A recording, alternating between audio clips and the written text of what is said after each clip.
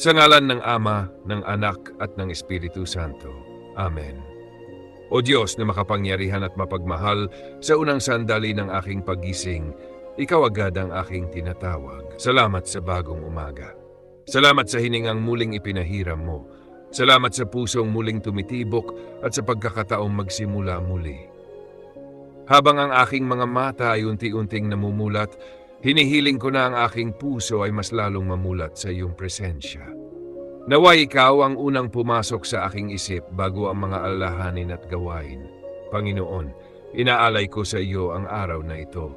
Ang bawat hakbang na aking tatahakin, ang bawat salitang aking sasabihin, at ang bawat desisyong aking gagawin.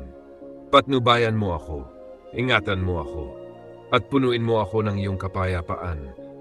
Kung may mga hamon na darating, bigyan mo ako ng lakas ng loob. Kung may mga pagsubok, bigyan mo ako ng pananampalataya.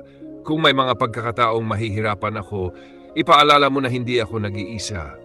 Tulungan mo akong maging mabuting tao ngayon. Gawin mo akong instrumento ng iyong kabutihan. Naway ang aking mga salita ay maging puno ng pag-unawa at pagmamahal. Ingatan mo rin ang aking pamilya at ang aking mga mahal sa buhay.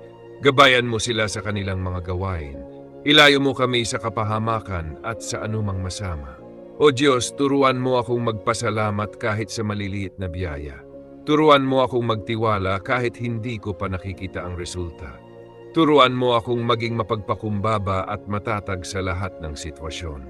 Sa bagong umagang ito, pinipili kong maging positibo. Pinipili kong magpatawad. Pinipili kong magtiwala sa iyong plano. Salamat, Panginoon, dahil Ikaw ang aking lakas. Ikaw ang aking pag-asa. Ikaw ang aking sandigan sa bawat oras ng aking buhay. Iniaalay ko sa iyo ang araw na ito. Naway maging makabuluhan, mapayapa at puno ng iyong presensya.